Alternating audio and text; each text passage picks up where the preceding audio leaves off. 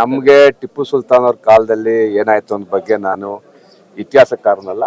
ಅವ್ರು ಪ್ರಯತ್ನ ಮಾಡಿದ್ರು ಅನ್ನೋದೊಂದು ಇದೆ ಅಷ್ಟೇ ಬಿಟ್ಟು ಅದಂತ ಕುರುಹುಗಳು ಗುರುತು ಅವ್ರ ಅಡಿಪಾಯ ಹಾಕೋದಕ್ಕೆ ಯಾವುದೋ ದಾಖಲೆಗಳಿಲ್ಲ.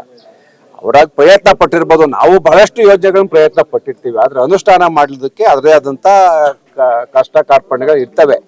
ಆದ್ರೆ ಮಹಾರಾಜರು ನಾಲ್ವಡಿ ಕೃಷ್ಣರಾಜ ಒಡೆಯರ್ ಕಾಲದಲ್ಲಿ ಕಟ್ಟದ್ದು ಅನ್ನೋದಕ್ಕೆ ಎಲ್ಲ ಸಾಕಷ್ಟು ಪುರಾವೆಗಳಿವೆ.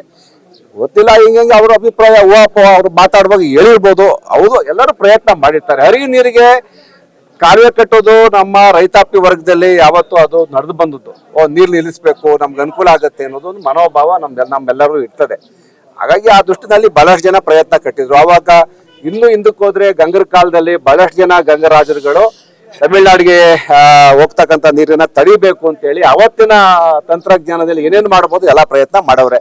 ಗಾರಿ ಹಾಕಿ ಕಾವೇರಿ ನದಿನ ನಿಲ್ಲಿಸೋ ಪ್ರಯತ್ನ ಮಾಡಿದ್ರು. ಹಾಗೆ ಪ್ರಯತ್ನಗಳು ಬಹಳ ಹಿಂದಿಂದ ನಡ್ಕೊಂಡ್ ಬಂದಿವೆ. ಹಿಸ್ಟ್ರಿಗೆ ಹೋದ್ರೆ ಬಹಳ ವಿಚಾರ ಇದೆ.